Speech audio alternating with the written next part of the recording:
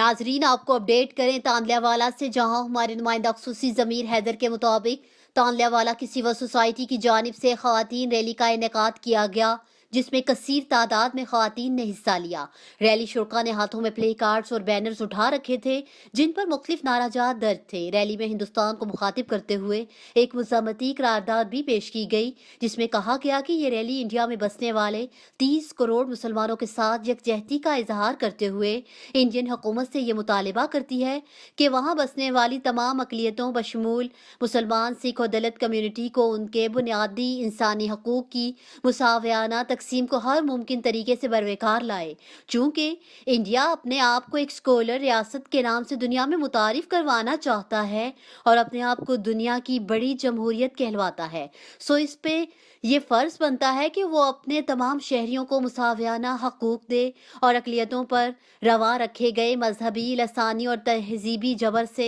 अपने शहरियों को आज़ाद करे। कर्नाटक में मुसलमान बहन की वो पुकार दरअसल हिंदुस्तान के 30 करोड़ मुसलमानों की इज्तिमाई चीख है, जिसने अक़वाम आलम को बेदार करने में अहम किरदार अदा किया। हम अपनी इस मुस्लिम बहन के जज्बा हुर्रियत को सलाम पेश करती हैं। इस मौका पर मौजूद ख़वातीन और तलबा ने अक़वाम मुत्तहिदा को मुखातिब करते हुए कहा कि वो अक़वाम मुत्तहिदा से ये अपील करती हैं कि वो अपने इख्तियारात का इस्तेमाल करते हुए हिंदुस्तान में मौजूद मुसलमानों के तहफ़्फ़ुज़ के लिए ज़ुबानी जमा खर्च की बजाय अमली ठोस और हमारे जहत इक़दामात उठाए।